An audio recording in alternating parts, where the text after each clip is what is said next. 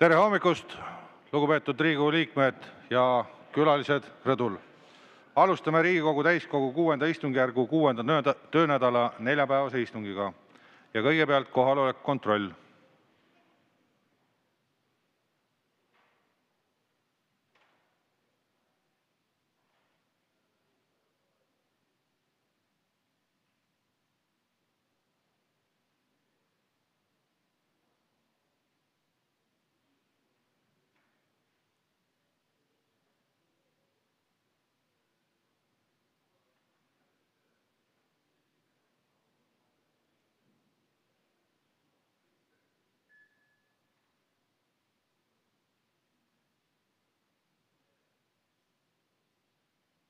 Kohale registreerus 53 Riigikogu liiget, puudub 48. Ja nüüd on võimalus üle anda eelnõusid ja arupärimisi. Seda soovi ei ole, läheme tänase neljapäevase päevakorra juurde. Esimeseks päevakorrapunktiks on Vabariigi Valitsuse algatatud Eesti Vabariigi ja Omaani Sultaniriigi vahelise tulumaksudega topeltmaksustamise vältimise ning maksudest hoidumise tõkestamise lepingu ja selle juurde kuuluva protokolli ratifitseerimise seaduse eelnõu 692 teine lugemine. Ettekandjaks palun rahanduskomisjoni liige Diana Ingerainen.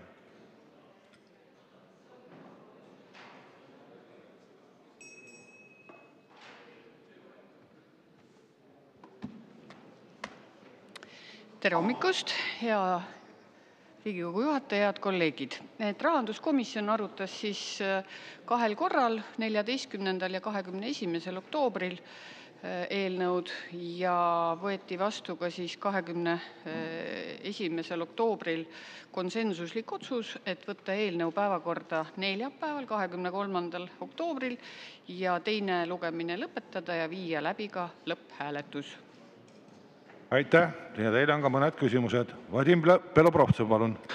Ja aitäh, lugupeetud ettekandja. Kas te oskate öelda, et palju meil üldse on selliseid riike, kellel meil ei ole selliseid kokkuleppeid ja kellega meil on näiteks lähitulevikus plaan neid kehtestada? Aitäh. Me komisjonis sellist ülevaadet ei küsinud ja ausalt öeldes ka ei saanud. Lauri Laats, palun. Ja aitäh, lugupeetud istungi juhataja, hea ettekandja. Läbi selle otsuse, millised lisahüved siis Eestile kaasnevad, ma mõtlen eksport-import osas, et kas need arvud olid ka komisjonis välja toodud? Aitäh selle küsimuse eest. Ei, sellisel kujul me neid komisjonis ei vaadanud, küll aga mina ka tahtsin teada, et milleks meil sellist lepingut vaja on ja tõepoolest, et siis kaks riiki lepivad kokku, et tulumaksudega topeltmaksustamise vältimist ei oleks, tähendab, et vältida topeltmaksustamist ja siis tõkestada ka maksudest hoidumist. Peeter Ernits, palun. Ja juhataja, lugupeetud ettekandja. Sellest Omaanist on juba küll räägitud ja teistest ka, aga ikkagi milline on meie nii-öelda kaubavahetuse ja majandusliku suhtlemise tase ja võrdlus nii-öelda nemad meile ja meie neile? Aitäh. Seda me komisjonis ei arutanud, sellist laiemat vaadet. Rene Kokk, palun. Aitäh ja aseesimees, lugupeetud ettekandja. Kas saate üle korrata, et kui suurtest summadest me umbes räägime viimaste aastate jooksul, mida see puudutab kahe riigi vaheline koostöö ja maksude regulatsioon, et mis summadest aastas räägitakse? Aitäh. Nendest summadest me niimoodi ülevaadet ei küsinud ega saanud. Küll aga siis seal protokollis on 30 artiklit siis erinevad, mis käivad üle, et kuidas topeltmaksustamist vältida ja kuidas siis maksudest hoidumist tõkestada. Priit Sibul, palun. Aitäh. Austatud istungi juhataja ja ettekandjad, kas teil oli juttu ka, et millised on need põhilised ettevõtlusliigid või alad, mille vahel täna Eesti ja Omaani vahel ettevõtlus toimib? Aitäh, et nii palju me arutasime, et see initsiatiiv on tulnud IT-ettevõtete poolt, kes on sellest olnud kõige rohkem huvitatud. Aitäh. Peeter Ernits, palun. Hea juhataja ja lugupeetud ettekandja. Kas ma võin teha nüüd järelduse nendest teie vastustest eelnevatest, et kui sisulistele, millised on meie suhted Omaani sultaniriigi ja nende majandusliku sidemetega, et seda ei arutatud, et see komisjon või meie oleme tegutsenud nii-öelda valitsuse kummitemplina. Sisulist arutelu ei ole, oleme lihtsalt formaalselt pannud templi peale. Ja mitte ainult selle puhul. Sain ma õigesti aru? Aitäh. Ma ei tunnetanud nagu seda, aga me sellist arutelu läbi viinud, et kas me nüüd oleme formaalsed või sisulised. Aitäh. Lauri Laats, palun. Ja aitäh, hea ettekandja. No teatavasti Omaan on päris autoritaarne riik. Ja seal on probleeme sõnavabadusega, väljendusvabadusega, kogunemisvabadusega, naiste õigusi on tugevasti piiratud. Et kas te arvate ikkagi ja teades ka teie nii-öelda erakonna maailmavaadet, et kas Eesti riigil ikkagi sellise mitte väga demokraatliku ikkagi riigiga on kohane selliseid lepinguid sõlmida? Aitäh. Aitäh, sellist küsimust me komisjonis ei arutanud. Vadim Belobrovtsev, palun. Ja aitäh, lugupeetud ettekandja, aga kindlasti arutati komisjonis seda, et kust see initsiatiiv tuli, kas Omaani poolt või Eesti poolt? Aitäh. Kergelt me arutasime ja tõenäoliselt see oli vastastikune, aga mis mind hämmastas, et see protsess on nii pikk, et tegelikult see algas juba 2011, et need asjad võtavad väga kaua aega. Aitäh. Aitäh, rohkem küsimusi teile ei ole. Avan läbirääkimised. Sõnasoovi ei ole, sulgen läbirääkimised. Antud eelnõule muudatusettepanekuid ei esitatud. Ja juhtivkomisjon ettepaneku teid viia läbi eelnõu 692 SE lõpphääletus. Alustame selle ettevalmistamisega.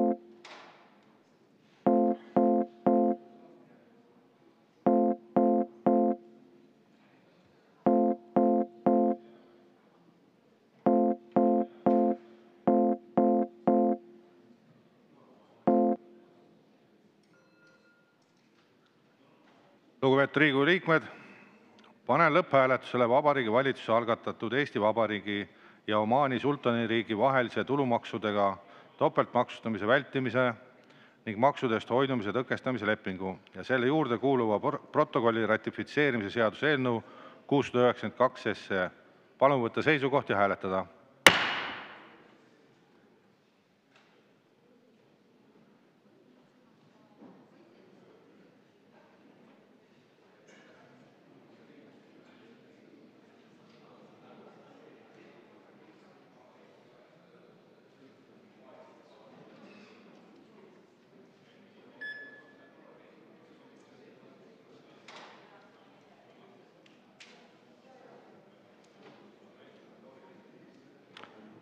Eelnõu poolt hääletas 51 Riigikogu liiget, vastu 0. Eelnõu on seadusena vastu võetud. Liigume edasi teise päevakorrapunkti juurde, milleks on Vabariigi Valitsuse algatatud küberturvalisuse seaduse ja teiste seaduste muutmise seaduse (küberturvalisuse teise direktiivi ülevõtmine) eelnõu 739 esimene lugemine. Ettekandja justiits- ja digiminister Liisa-Ly Pakosta, palun.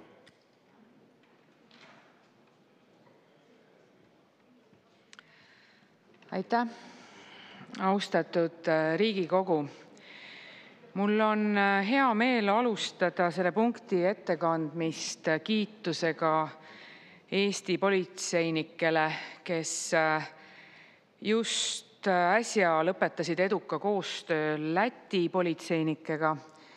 Nimelt rahvusvaheline politseioperatsioon SIM-kartell lammutas kelmide võrgustiku, mis müüs sisuliselt siis erinevatesse riikidesse registreeritud telefoninumbreid ja nende telefoninumbrite kaudu tehti siis küberpettuseid, investeerimispettuseid ja ka eraisikute vastu suunatud pettuseid. PPA on tunnistanud, et ainuüksi suvel rööviti Eesti inimestelt küberpettustega vähemalt 4 miljonit eurot.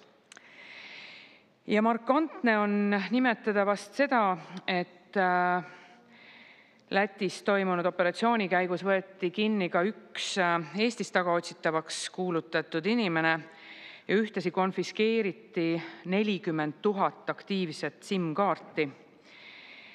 Ja platvormi abil oli loodud ligi 50 miljonit libakontot sotsiaalmeediasse.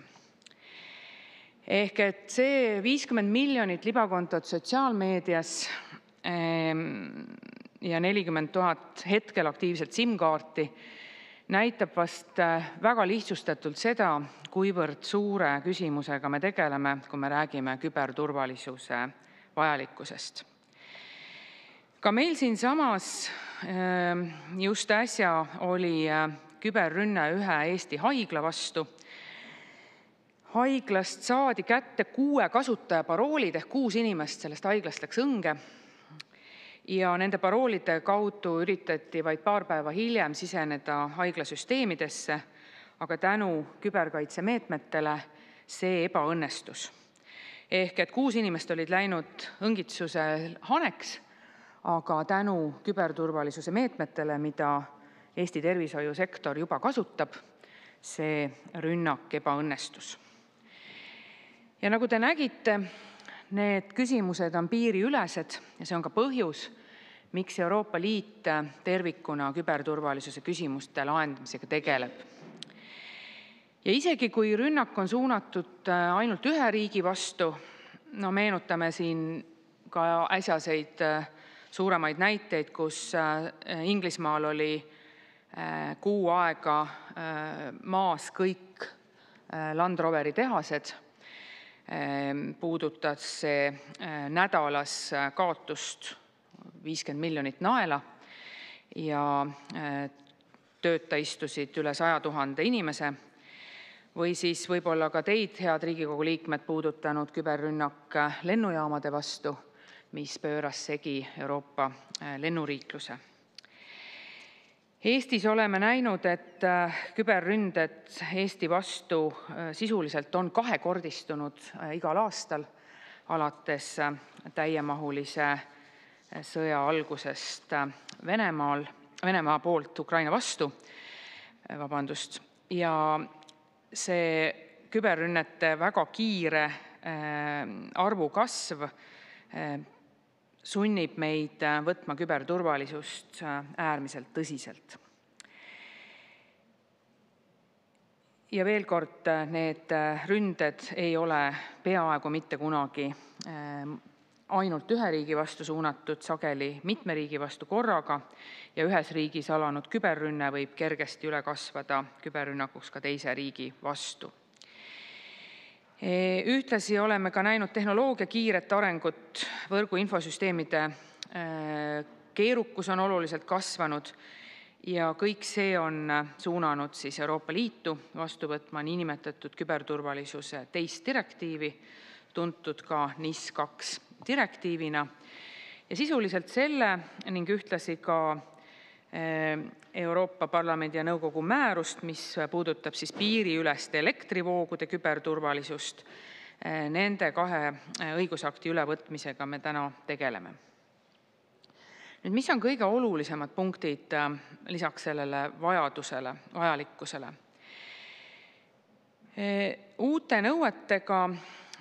Uute küberturvalisuse nõuetega suurendatakse nende organisatsioonide ringi, kellel on siis karmimad küberturvalisuse nõuded ja suurem rünnetest teavitamise kohustus. Ja see nõuded ja kohustused tulenevad siis sellest, et tegemist on elutähtsate teenuste osutajatega või selliste organisatsioonidega, kelle vastu suunatud küberrünne, nagu me nägime Land Roveri tehastega, kui sul ikkagi keset talve võetakse näiteks kas sideteenuse osutaja või jäätmeettevõte kuuks ajaks maha, siis on see inimestele päris keeruline olukord, rääkimata sellest, kui maha võetakse kohalik soojatootja. Eelnõu seega suurendab umbes 3000 ettevõtte võrra siis Eestis neid subjekte, kellele need karmimad küberturvalisuse nõuded hakkavad kehtima.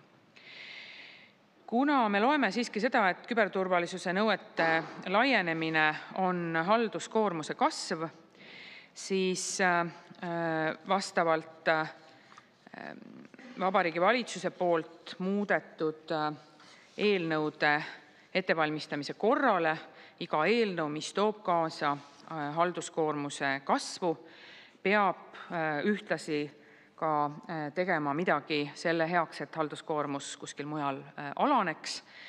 Ja seda teie ees ei ole, aga rõhutan ära, sellel on ka seletuskirjas viidatud, et juba 1. oktoobrist on jõustunud Vabariigi Valitsuse määrus number 121, millega omakorda vähendati küberturvalisuse nõudeid ja vähendati neid nõudeid väikestele asutustele ja ettevõtetele.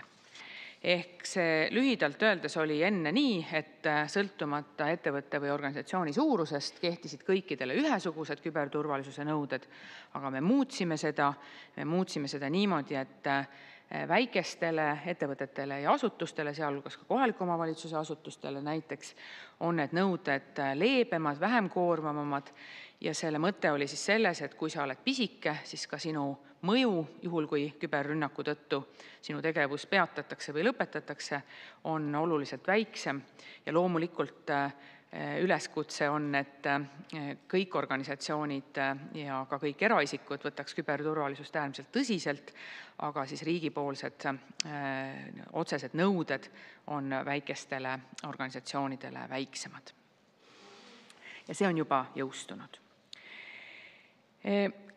Kui teine suur muudatus lisaks siis ettevõtete hulga kasvule selles eelnõus on see, et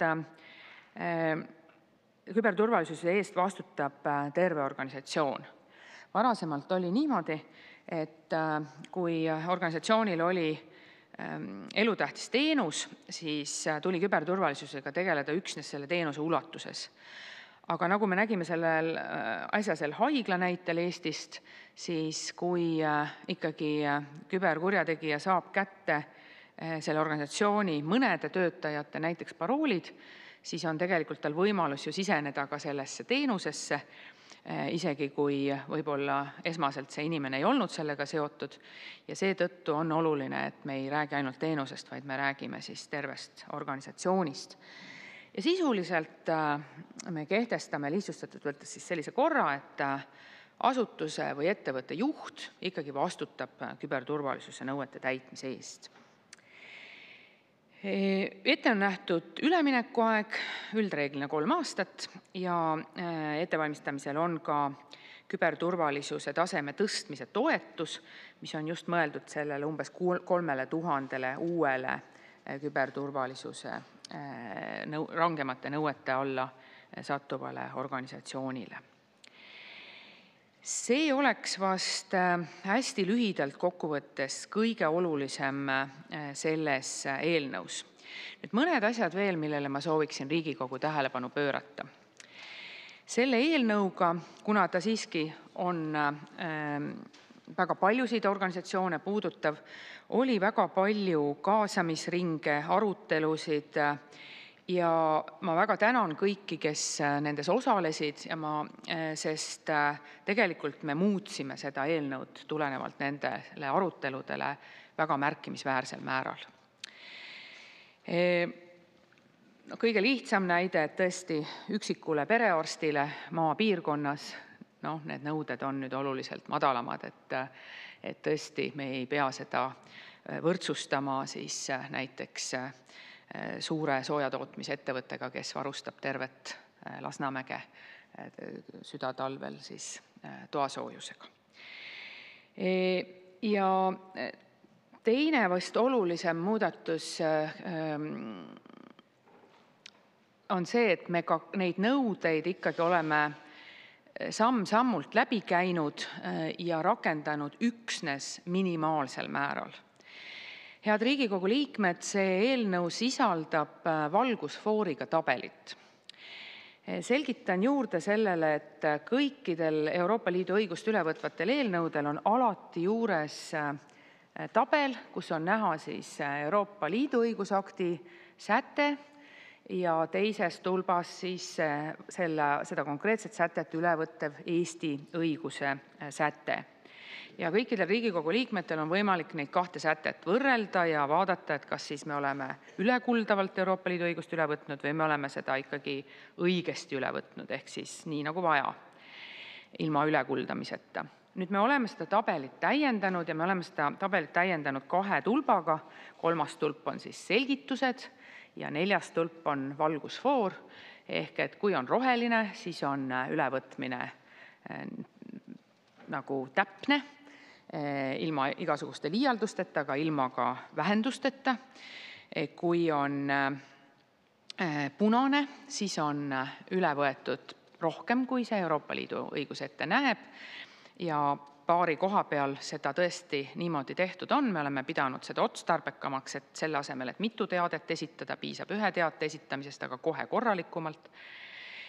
Formaalses mõttes on see pisut üle piiriminek. Seda saate teie otsustada ja arutada, kas see on õige. Ja sinine värv tähistab seda, kus me oleme võtnud Euroopa Liidu õigust üle vähem, kui Euroopa Liit ette näeb. Ja selles aktis on üks temaatika, mis jällegi Riigikogu liikmed saavad arutada ja otsustada. Meie oleme valitsuse poolt pakkunud sellise ikkagi variandi, et mis puudutab alkoholi hulgimüüjaid, siis nende jaoks me ei ole Euroopa Liidu õigust üle võtnud. See nipp seisneb siis selles, et toidu tarnijad, kuna toit on eluks tähtis ja selleks, et toiduainete hulgimüük toimuks ja toimiks, siis toiduainete hulgimüüjatele on karmimad küberturvalisuse nõuded ette nähtud, aga Eestis on alkohol toit, aga me oleme sealt siis ikkagi alkoholi hulgimüüjad välja arvanud, et me leiame, et see ei ole elutähtis teenus. Ja see tabel on saanud sedavõrd palju head tagasisidet just ka erasektori poolt. Selle tabeli mõtles välja advokaadibüroo Vaiden, kes aitas meil seda eelnõu viia minimaalseks Euroopa Liidu õiguse ülevõtmiseks. Et erasektor on palunud ja pakkunud, et sellist tabelit koos selle valgusfooriga võiks kasutada kõikide Euroopa Liidu õigust ülevõtvate eelnõude puhul. Nii et ma väga loodan, et see praktikas tõesti hakkab ka selliselt rakenduma. Ja teine asi, millele ma sooviksin teie tähelepanu juhtida, mida te saate ka arutada, Euroopa Liidu õigus ei näe ette ennetavat järelevalvet. Meie küberturvalisusega tegelevad ametnikud pidasid seda siiski oluliseks. Kuna minu eesmärgiks oli tuua Riigikogu ette minimaalne Euroopa Liidu õiguse ülevõtmine, kus ei ole ülekuldamist, siis eelnõus seda punkti ei ole. Ehk ametnike soovi teha ennetavat järelevalvet ma tõmbasin maha ja ütlesin, et te saate alati tegeleda ennetava nõustamisega. Aga kui nüüd Riigikogu peaks otsustama teistmoodi, siis mina olen selle ametkonna soovi teile edastanud. Nii et otsustuskohti siin mõned on, aga üldiselt kokkuvõttes on see eelnõu täiesti kitsalt Euroopa Liidu õiguse ülevõtmine. Mingit erilist revolutsiooni ta Eesti jaoks ei tähenda, kuna Eesti on juba maailmas üks kõige kõrgema küberturvalisuse tasemega riike. Me esimest küberturvalisuse direktiivi võtsime üle palju rohkem kui Euroopa Liit seda, palju laiemalt kui Euroopa Liit seda ette nägi, mis on osutunud meile ka kasulikuks, heaks. Me oleme suutnud valdava osa küberründeid tõrjuda. Eesti inimesed on saanud elutähtsaid teenuseid, ettevõtted on saanud töötada ja vaatamata sellele, et küberrünnete arv on kogu aeg kahekordistunud, nüüdseks jõudnud mõjuga küberintsidentide arv tänavu ainuüksi juba ligi 8000-ni. Mõjuga tähendab seda, et küberrünne on õnnestunud kahjuks ja 8000 korral juba sellel aastal on see küberrünne õnnestunud. Siis ikkagi on meie tase maailma mastaabis väga kõrge ja väga hea. Ja ma tänan kõiki Eesti inimesi ja Eesti ettevõtteid, kes selle küberturvalisuse eest on hoolitsenud. Aga sellega selle eelnõu tutvustuse lõpetan. Aitäh! Aitäh! Teil on ka mõned küsimused. Vadim Belobrovtsev, palun. Ja aitäh, lugupeetud minister. No see seletuskiri on peaaegu 140 lehekülge. Et kas te saaksite väga konkreetselt tuua välja 2-3 lausega, et mis on selle eelnõu kõige olulisem koht? Aitäh! Aitäh! Kõige suurema mõjuga koht sellel eelnõul on see, et umbes 3000 Eesti ettevõtet saavad endale karmimad küberturvalisuse nõuded. Eelnõu ise ja eelnõu seletuskiri siis selgitab detailselt neid nõudeid ja nende rakendamist ja kõikidele need kokku saab siis olema umbes 6500 organisatsiooni ettevõtet Eestis, kellele need rangemad küberturvalisuse nõuded kehtivad. Lihtsalt umbes 3500 on neid organisatsioone ettevõtteid juba praegu. Kõikidele muutub siis see, et küberturvalisuse nõuded hakkavad laienema üle terve organisatsiooni tegevuse. Mitte ainult siis konkreetsele teenusele, vaid kõigile selles organisatsioonis. See on kõige olulisem. Lauri Laats, palun. Ja aitäh, hea istungi juhataja, hea ettekandja. No see tähendab ju ka seda, et loomulikult kaasnevad sellega ka kulud, eriti nende ettevõtete poolt, kelle osas see nõuak rakendub. Ja tõesti, ega siin ka seletuskirjast on välja toodud nii, nagu te ise ütlesite, et lisanduvad uued subjektid. Ja teie vastusest kindlasti saime aru, et ei piirdu ainult etodega, vaid see ring on tunduvalt laiem. Ja sellest lähtuvalt küsingi, ma olen kindlasti selle poolt, et seda küberturvalistusega tuleb tegeleda ja turvameetmed tuleb, lisaturvameetmed tuleb rakendada, sellepärast, et see, mis praegu toimub ja teiselt poolt seda olukorda kasutatakse ära ja inimesed kannatavad igapäevaselt, nii nagu me teame seda. Aga kas see majandusliku mõju analüüs on ka kuidagi tehtud selle eelnõu raames või seda ikkagi ei ole? Aitäh! Aitäh! Me oleme eelnõu seletuskirjas ausalt tunnistanud, et kuna see organisatsioonide hulk on suur ja meil ei ole täpselt ülevaadet selle 3000 uue organisatsiooni osas, mis nende tegelik vajadus on rahalises mõttes. Ehk meil ei ole analüüsitud seda, et mis on nende praegune tase ja kui palju oleks vaja siis üldse muudatusi teha. Tõenäoliselt osadel pole vaja üldse muudatusi teha, nad juba rakendavadki kõrgemaid küberturvalisuse nõudeid. Ehk meil seda informatsiooni ei ole ja selle tõttu täpne majanduslik mõju on hindamata. Et seda ei oleks lihtsalt võimalik mõistlikul või adekvaatsel moel teha. Küll aga siis, nagu öeldud, kui eelnõu jõustub, siis avaneb toetusmeede, mis on just mõeldud sellele umbes 3000 uuele subjektile. Need umbes 3000 ettevõtet või kui ettevõttel tekib küsimus, et kas ta vastab siis sellele, kas ta on selles rivis, kes peab neid karmimaid nõudeid rakendama, siis selline vastavustabel on Riigi Infosüsteemide Ameti kodulehel juba leitav. Samuti on juba avatud Digiriigi Akadeemia kodulehel siis tasuta veebikursused, ehk et ettevõtted ei pea raha kulutama koolituste ostmiseks. Neid kursusi ja koolitusi ka kogu aeg sinna lisandub. ja lisaks siis Riigi Infosüsteemide Amet on välja töötanud ka erinevaid lahendusi, kuidas toetada ettevõtteid just, et see halduskoormus nende muudatuste tegemisel oleks võimalikult väike. Peeter Ernits, palun. Jah, hea juhataja, lugupeetud minister. Et olen lugenud huviga selle nii-öelda arvamuste külgi ja need on hävitavad. Eesti advokatuur, eelnõu tekst ei ole loetav. Aga vastus on see, et Euroopa Liidu määruse ülevõtmise ja ümberkirjutamise abil ei ole lubatav. Direktiivi puhul oleks võimalik. Mida te kostate advokatuurile? Et tulete sellise rämpsuga siia? Aitäh. Aitäh.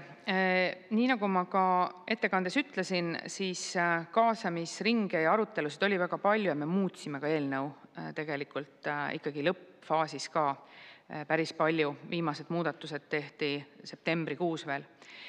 Ja tõepoolest määruse tekst on otsekohalduv.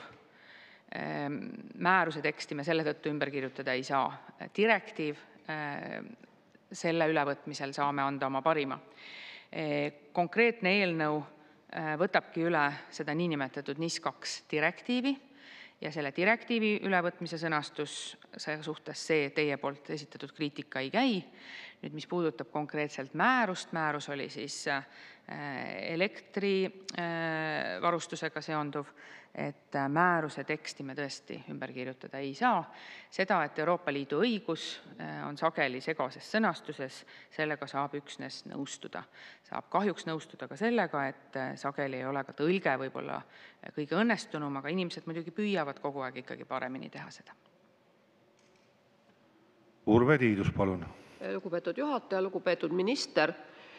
Seda küsimust ajendas teie sissejuhatus tänasele ettekandele õnnestunud politsei koostööst kahe riigi vahel küberturvalisuse parendamiseks. Küsimus puudutab seda, et kui palju meil on võimalik ja vaja teha elanike teavitustööd, et ei oleks nii palju pettuste ohvreid, et kas see seadus aitab sellele kaasa kuidagi ja kuidas te näete seda niisugust võimalust, et inimesi rohkem harida, eriti küpsemas eas inimesi võib-olla? Aitäh, väga hea ja õige küsimus. Vaatamata sellele, et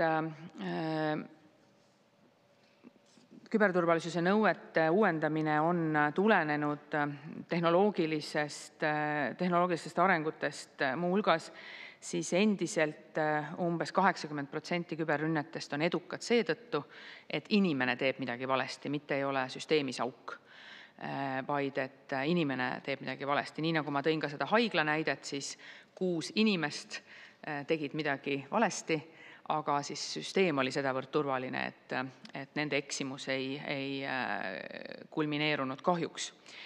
Ja tõepoolest see eelnõu näeb ette siis 6500 organisatsioonile, sealhulgas on siis nii riigi kui nii riigi kui kohaliku omavalitsuse asutused kui ka siis eraettevõtted, näeb nendele ette organisatsioonidena suurema koolitusvajaduse. Ja nii nagu ma ütlesin, need koolitused me tasuta veebikursustena riigi poolt keskselt pakume, et ettevõtted ei peaks sellele täiendavalt raha kulutama. Lisaks sellele, ja need digikursused ei ole mitte sellised lihtsalt, et kus sa nagu vaatad seda, vaid sa pead ikkagi seal testi ka pärast läbima, et sa kinnistad need teadmised. Ja saad ka väikese tõendi selle kohta, et sa oled seda läbinud. Nüüd lisaks sellele on valitsus otsustanud, et parandada tuleb Eesti kui väikese vahva digirahva niisugust digi- ja küberteadlikkust laiemalt ja me oleme ette näinud seda, et algklassidesse peaks tekkima aastane kursus toimetulekust digiühiskonnas. Ja mis hõlmab ka tegelikult ikkagi elementaarset küberhügieeni, vaimse tervise hoidmist, kõike seda, mis selle kõigega ju seondub. Ja ka oskusi aru saada, kus on see libakonto, kus on õngitsus, kus on mingisugune muu oht. See vajab täiesti põhjalikku avamist algklassi laste tasemel. isegi meie arutelud, mis on siiamaani olnud, viitavad juba sellele, et tegelikult tuleks alustada lasteaiast. Kui need materjalid valmis saavad, siis nad on lihtsas keeles, hästi selged ja väheste kohandustega kasutatavad ka laiemalt elanikkonnas. Et see on see tee, mida me praegu oleme valinud. Et me alustame küll lastest, aga see on lihtsasti kohandatav tegelikult kogu elanikkonnast. Sest uus on see kõigile, sõltumata vanusest. Aitäh. Jüri Jaanson, palun. Ja suur tänu, austatud minister. Siin kulude suhtes on välja toodud küll, et avaliku sektori kulu ühesõnaga või liikmesriikide kulu eelarvetele ja haldusasutustele siis suureneb keskmiselt veerandi võrra, samuti selliste keskmise suuruse suurematele ettevõttele kulud tulevad. Aga mind huvitab hoopis see punkt, et ennem te rääkisite siin valgusfoorist, see direktiivide ülevõtmisel ja samuti kasutati sõnastust, et see direktiiv on üle võetud minimalistlikult. Et kuidas te selle lahti seletate nüüd just eelkõige kulude mõttes, et kas see minimalistlik on mõeldud nüüd kulude, toob ka vähem kulusid või vähendab selle võrra turvalisust või on siin midagi või kuidas see ülesvõtmise nii-öelda võrdluses siis nagu välja paistab. Aitäh. Aitäh. Tõepoolest, kui siin on juba olnud ka viited selle kohta, et esmane eelnõu versioon tekitas ühiskonnas väga palju küsimusi. Ja see esmane eelnõu versioon oli siis küberturvalisuse osas, küberturvalisuses igapäevaselt töötavate inimeste ideaal. Et kui kõrged need küberturvalisuse nõuded siis ikkagi tegelikult peaksid olema. Nii nagu me teame, ideaal ei ole sageli kogu rahvastikule jõukohane. Ja me tegime otsuse, kus tegelikult ikkagi siis me võtame Euroopa Liidu õiguse üle, aga me ei võta seda üle kuldavalt. Ehk me ei lisa teiste riikidega võrreldes täiendavaid nõudeid riigi poolt kohustuslikkusena. Ma rõhutan siinkohal üle, et igal organisatsioonil, kes soovib küberturvalisust täita, on loomulikult õigus ja võimalus teha palju rohkem, kui riigi poolt seatud nõuded ette näevad. Aga see on vabatahtlik, mitte me riigi sunniga ei sunni seda tegema.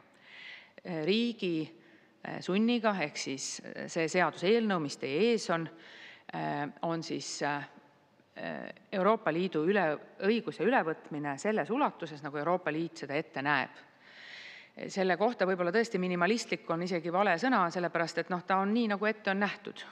Sinna ei ole kuldamist peale pandud, sinna ei ole rohkem nõudeid peale pandud. See on olnud meil üsna läbiv probleem Eestis, et me kipume Euroopa Liidu õigust üle võtma üle kuldavalt, ehk et me võtame need üle Euroopa Liidu kehtivad reeglid ja siis lisame sinna veel omalt poolt veel igasuguseid ägedaid nõudeid ja piiranguid juurde. Et selles eelnõus seda tehtud ei ole. Siia ei ole juurde lisatud igasuguseid uusi ja põnevaid asju, mida Euroopa Liidu õigus ette ei näe. Aitäh. Lauri Laats, palun. Aitäh, hea istungijuhataja, ettekandja. Selle seaduse eelnõuga muudetakse tegelikult 10 seadust. Küberturvalisuse seadus, sadamaseadus, raudteeseadus, lennundusseadus ja nii edasi, nii edasi. Ja selge on see, et see finantskoormus, mis ettevõtetele läbi selle seaduseelnõu siis lasub, ma arvan, iseenesest on päris suur. Kuigi seda analüüsi ei ole ka minu poolt ega teie poolt, ehk siis tõenäoliselt minu arvamus on praegu hetkel subjektiivne, aga ikkagi selline nii-öelda finantskoormus tuleb juurde, sellest me saame ju kõik aru. Mina võtaks praegu selle teise poole, see karistuse poole, ehk siis samad pätid küberrünnakud, kes korraldavad, kas me kuidagi ka Eesti riigi poolt kavatseme neid rohkem karistada, karmistada siis karistust, et kas see on üldse meie võimuses tõenäoliselt on, aga kas te olete ka selle peale mõelnud? Aitäh. Aitäh. Ja see on väga õige küsimus. Kahjuks on õige see, et kõigepealt tuleb need pätid kätte saada. Ja teiseks, isegi kui politseioperatsioon õnnestub, siis kübermaailmas on äärmiselt keeruline omistamine ehk siis selle tõendamine, et just see inimene tegi just seda asja. Selle tehnoloogia võimalused on väga laiad, et seda seost tõendatult oleks keeruline luua. Ja vastus sellele on jah, me oleme, prokuratuur tugevdab oma küberkaitsega seotud või küberturvalisusega seotud teadmisi. Politsei- ja Piirivalveamet on tugevdanud seda osa ja ka kohtud võtavad seda teemat väga tõsiselt, et see on nagu üks pool. Ja nüüd teine pool, mis puudutab neid karistuse määrasid, siis nii nagu me nägime sellest Land Roveri näitest, need kahjud võivad olla tegelikult massiivsed. See küsimus ei puuduta ainult isegi mitte kas karistused on aja ja asjakohased. Land Roveri näitel, nii nagu on avalikust meediast lugeda, tegelikult tuli välja, et nende kindlustuskaitse oli pisut ebaselge, et kas see küberrünnete vastu üldse kaitseb. Kuidas see lõpuks lahenenud on, ma ei tea. See oli siis avalikust meediast kättesaadav info lihtsalt. Ehk et loomulikult seda tuleb jälgida, seda tuleb vaadata. Praegu me lähtume sellest üldpõhimõttest, et ei ole oluline, kas kuritegu tehti arvutis või väljaspool arvutit. Oluline on tekitatud kahju ja karistuse raskus tuleneb sellest tekitatud kahjust. Peeter Ernits, palun. Hea juhataja, lugupeetud minister. Ma jätkan. Kahjuks küsimusi on 2, aga ma küsin, miks te viskate meile siia toore ja raskesti seeditava lihakäntsaka seedimiseks?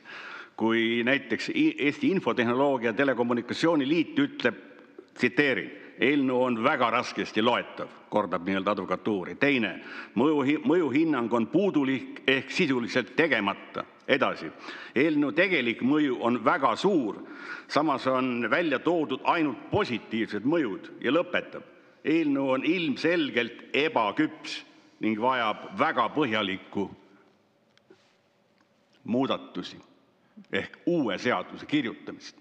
Aga küsimus on kahjuks 2. Ma võiks lugeda teile neid veel ja veel. Aitäh.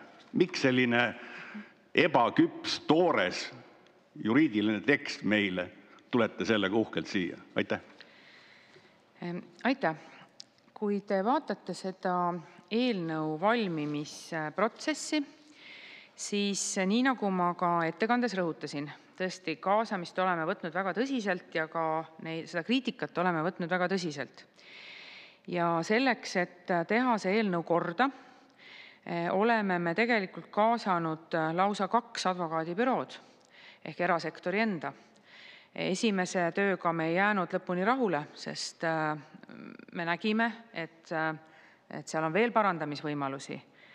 Ja tõesti siis teist korda advokaadibüroo abi kasutades, et kuna nende küsimuste hulk, mida tuli lahendada, oli lihtsalt niivõrd suur, et koostöös erasektoriga oli seda mõistlik teha, siis me jõudsime selle tabelini, mida ma siin teile reklaamisin, kus on see valgusfoor juures ja kus te saate vaadata sätte haaval, kuidas see asi on kujunenud, kus on ilusti see kommentaar ja valgusfoor juures.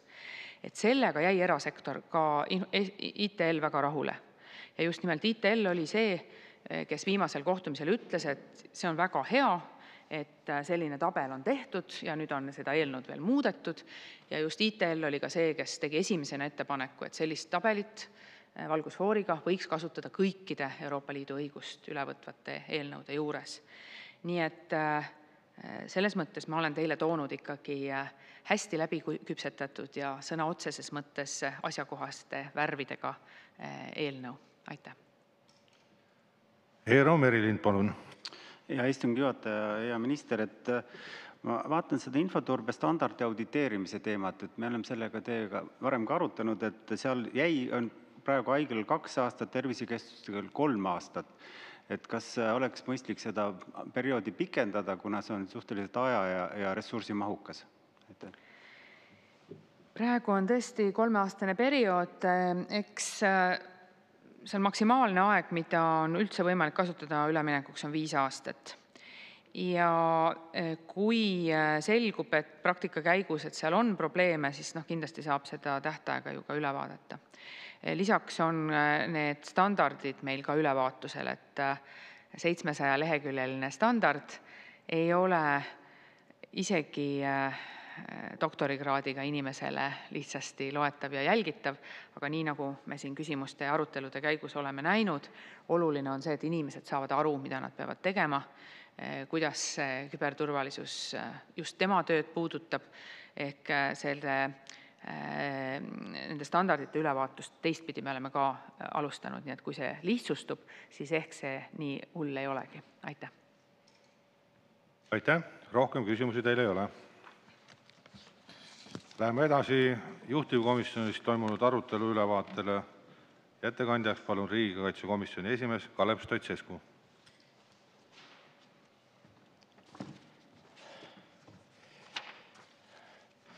Austatud istungi juhataja, justiits- ja digiminister, head kolleegid.